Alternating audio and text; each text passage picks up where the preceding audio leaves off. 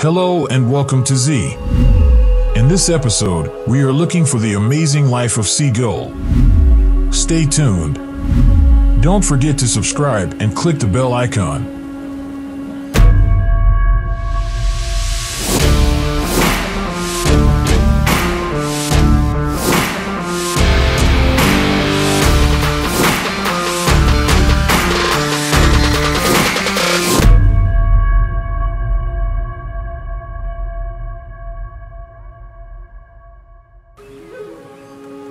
Gull.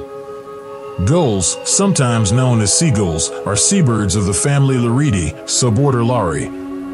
They are most closely related to terns and skimmers, with auks and waders being even more distantly connected. Until the 21st century, most gulls were classified as belonging to the genus Larus. However, that classification is now regarded polyphyletic, resulting in the reintroduction of numerous genera.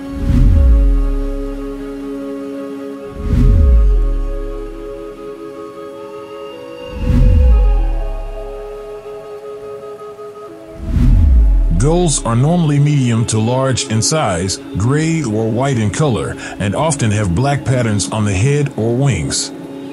They feature powerful wailing or squawking sounds, long, robust bills, and webbed feet. The majority of gulls, particularly the Larus species, are ground-nesting predators who eat live food or scavenge opportunistically. Crustaceans, mollusks, fish, and tiny birds are common live foods. Gulls' unhinging jaws enable them to eat huge prey. Except for kittiwakes, gulls are mainly coastal or inland birds that rarely venture far out to sea. Large species can take up to 4 years to reach full adult plumage, whilst small gulls typically take 2 years. Large white-headed gulls are typically long-lived birds, with the herring gull reaching a maximum age of 49 years. Gulls breed in densely packed, loud colonies. They lay 2 or 3 speckled eggs in vegetation-based nests. The young are precocial, having black mottled down and being mobile soon after hatching. Gulls are resourceful, inquisitive, and clever, with bigger species displaying intricate communication mechanisms and a highly developed social structure. Many gull colonies, for example, engage in mobbing behavior, fighting and pestering predators and other intruders. Certain species, such as the herring gull, have demonstrated tool-use behavior, such as using bread as bait to catch goldfish. Many gull species have learned to survive with humans and have prospered in human settings. Others rely on kleptoparasitism to survive. Gulls have been witnessed preying on live whales, landing on the whale as it surfaced and pecking at flesh.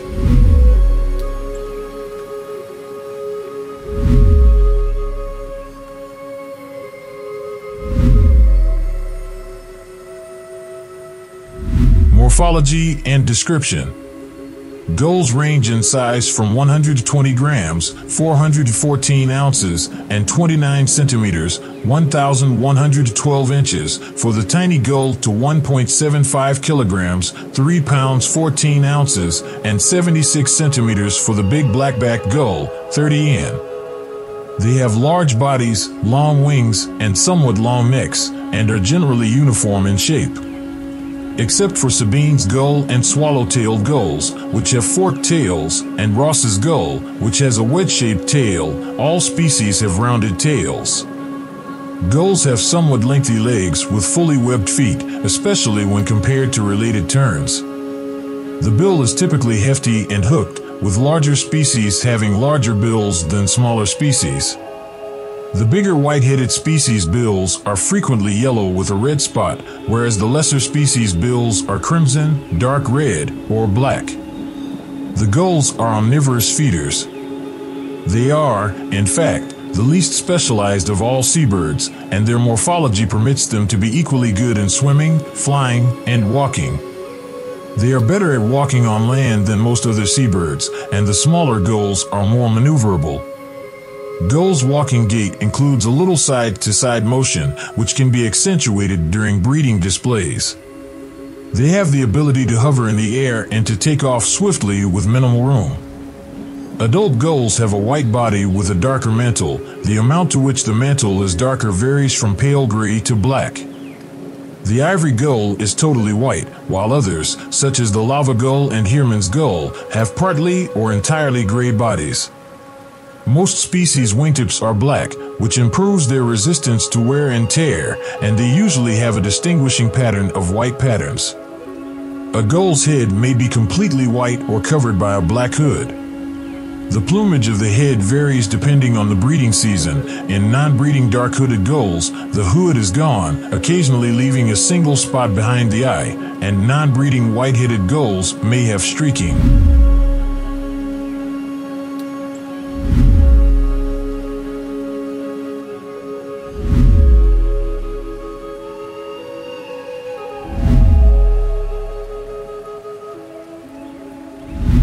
Habitat and distribution. The gulls have a diverse global distribution. They reproduce on every continent, including the Antarctic borders, and are even found in the high Arctic. They are less prevalent in tropical islands, though a few species can be found on islands like the Galapagos and New Caledonia. Many species breed in coastal colonies, with a penchant for islands, and one species, the gray gull, breeds far from water in the interior of barren deserts. The family is diverse, and members can breed and feed in marine, freshwater, or terrestrial settings. Most gull species migrate during the winter, traveling to warmer environments. However, the amount to which they move differs per species.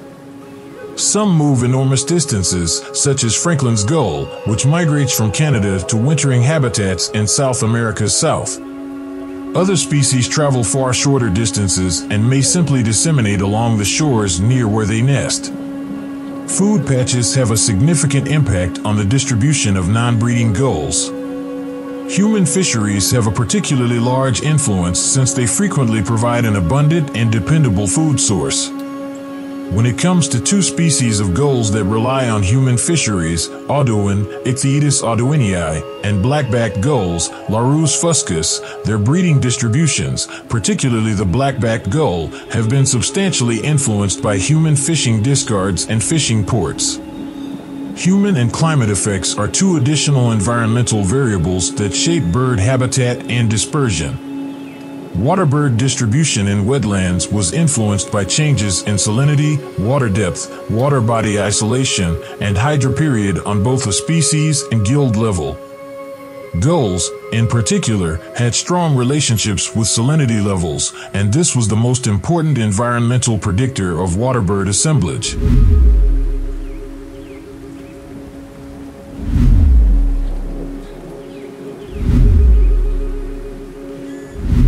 Seagull facts that will astound you. 1. Seagulls are quite intelligent. They learn, remember, and even pass on behaviors like stamping their feet in a group to resemble rain and fool earthworms into coming to the surface. 2. Seagull intelligence is evident in a variety of eating behaviors, such as dropping hard-shelled mollusks upon rocks to crack open so they may eat them, and following plows in fields where they know overturned grubs and other food supplies will be numerous. 3. Seagulls are loving and devoted parents. The male and female couple for life, and they alternate incubating eggs, feeding, and protecting the babies. 4. Gulls have a comprehensive and highly developed communication repertoire that comprises a variety of vocalizations and body motions. 5. Seagulls are capable of drinking both fresh and salt water. Most animals cannot do this, but seagulls have a particular pair of glands just over their eyes that are specifically designed to drain the salt from their systems through apertures in the bill. 6. There is a wide range of gull species, with the smallest being the little gull, 120 g and 29 centimeters, and the largest being the great black-beaked gull, 1.75 kilograms and 75 centimeters. 7. They can sit and roost on high ledges thanks to a tiny claw halfway up their lower leg. 8. Young gulls form nursery flocks where they play and learn important life skills. Nursery flocks are supervised by a few adult males and remain together until the birds are old enough to reproduce. 9. The seagull denotes a carefree attitude, flexibility, and freedom in Native American symbology. 10. Many seagulls have learned to save energy by lingering above bridges and absorbing rising heat from asphalt roads. 11. In Utah, seagulls are remembered favorably for assisting Mormon settlers in dealing with a cricket outbreak.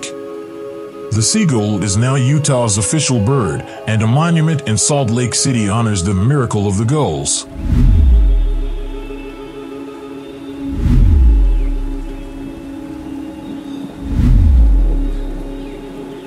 This is all for now. Thank you for being with us.